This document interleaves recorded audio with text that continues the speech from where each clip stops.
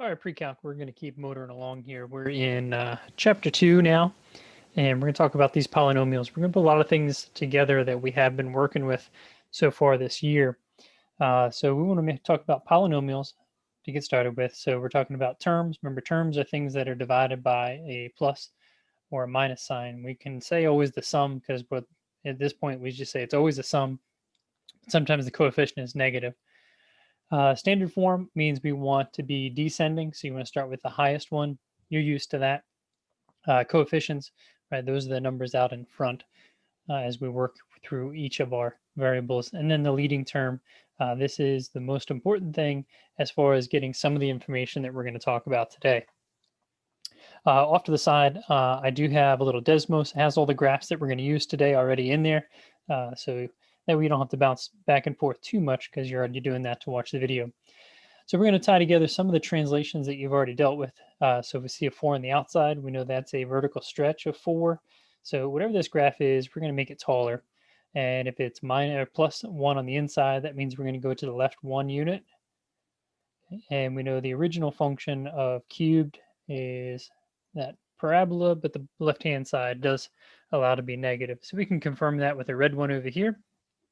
And what we're looking for is that it has been moved to the left one, and we see that as well. So just combining those translations of what we talked about before. So in part B here, we know it's going to be upside down, right? This is a x-axis reflection. We're going to go to the right 2, and it's finally going to move up 5. So those are the translations that we're looking for here. The x to the 4th does look like your normal parabola, except it's a little bit skinnier. And what we're looking for here is all the translations. So that's our blue one. Notice it has been flipped upside down. It's going to the right 2 and up 5. Okay, so that's our 2, 5. So all those things work out as we take a look at those. The next thing we do is if it's all put together, then these are some things that you want to look at what's happening from there. So what are we going to review here? Factoring, right? So this has a GCF of x, becomes x squared plus 1. All right, so this x that you got pulled out, that gives me a 0. If I go to solve the other one, I'm taking x squared equals -1, the square root of that. So I'm not going to find any more real zeros. That's going to be a little bit more difficult to take from it. So the only thing that I really know for the graph right now is that x should be 0. So let me see if I can't take out some of these. So here's the one we're talking about. And having that x squared plus 1, that didn't change the location or anything else happening. Okay, let's take a look at the second one now. Again, I have a GCF, but now it becomes x squared minus 1. And that gives me 0 here. And this one can factor again, x plus 1, x minus 1. So I mean x equals positive and -1. So it means I have 3 real answers. Okay, so I'm going to take out the last one here and put this one in and take a look at what it looks like. All right, so here's what we have going on. And I can actually click on these to get. So here's my -1, 0, +1. We can see that we could also add in these local max and local min. Okay, but the end behavior overall, remember that's the next thing we're going to get into. Both of these have the same end behavior, right? We're going to be down to up because it's odd. So we'll deal with it that way. All right. So if we're dealing with a polynomial, they're going to be unbroken without any jumps or holes. They should look smooth, right? No sharp corners, anything like that. So just get an idea. So that's typical for our cubic and quartic functions, right? Those are the ones we just viewed up above. And what we're talking about, the polynomial functions and the fundamental theorem of algebra was if something is to the 5th power, it means you should get 5 solutions. Okay, and if we're talking about those solutions, sometimes they can be imaginary, but we can solve for some of those when we get down to a quadratic. But we're also looking for x-intercepts. Now, extrema, right? These are our max and mins, right? So if it was the 5th power, at most I can have 4 local max or local mins, right? Because we have to have those turning points to make that happen. So it's going to be 1 less. Okay, so as we look for those and identify those when needed, that's what we're talking about. All right, we're going to do end behavior again this year, and we're still talking about using our limit notation. So remember, we're talking about the function is going to the left. All right, so we're checking the limit to the left, and the function is going down, so it's negative infinity. And the limit as we go to the right, positive infinity, is going up. So we're dealing with those. All right, so these are for all of our odd functions. Remember, we talked about just thinking about a line, right? So a positive slope line versus a negative slope line, because that's the most basic odd. Okay, so we're always making that picture. For our evens, and what we did is we always talked about parabolas, whether it opened up or whether it opened down. Okay, so this was A was positive, right, and this is A is negative. Okay, same thing above.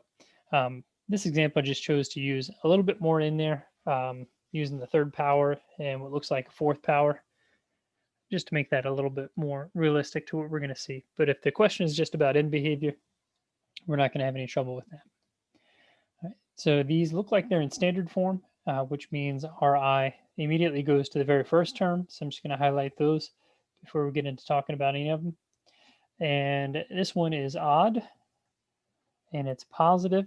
Okay, so I'm thinking of a positive slope line. So I know the end behavior already should be down and then up.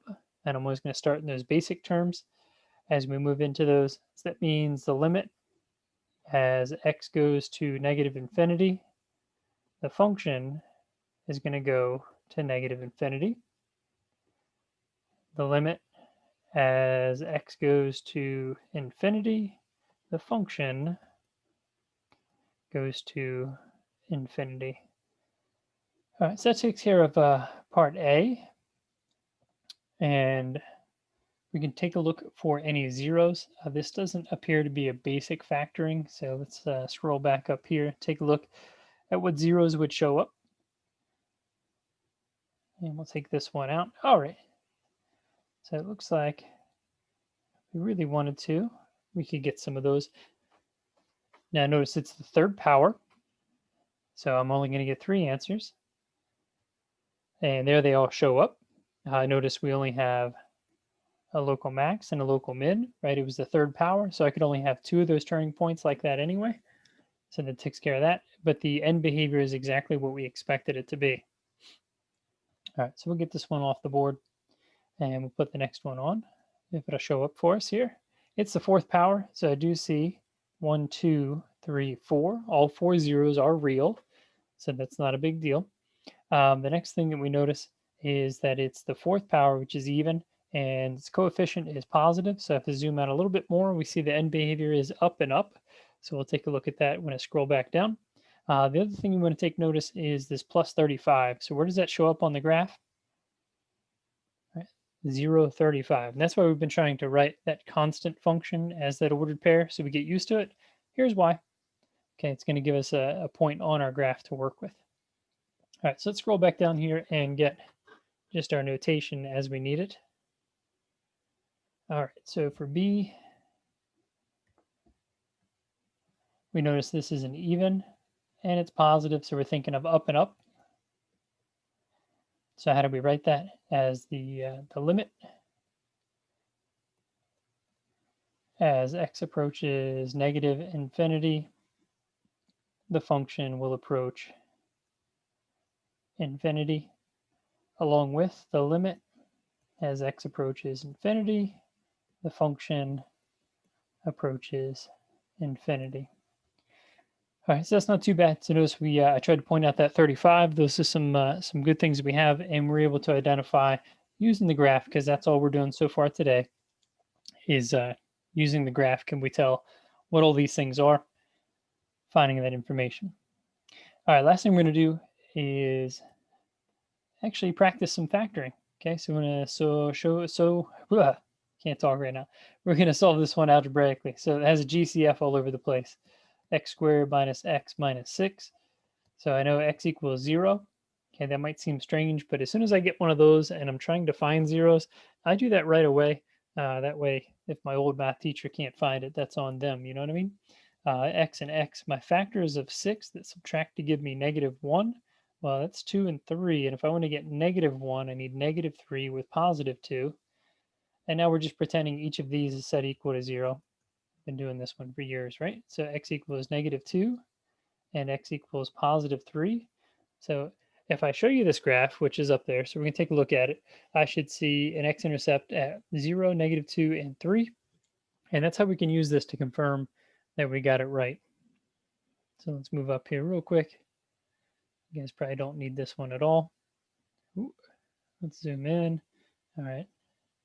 -2, 0, and 3, all by x-intercepts.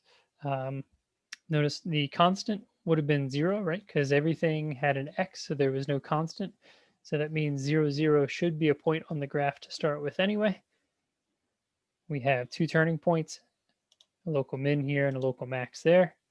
So we get all these things taken care of. All right. So a lot of review in this section as we get ready for it. And we're just trying to make sure we have all that down again before we start actually sketching the graph out by hand.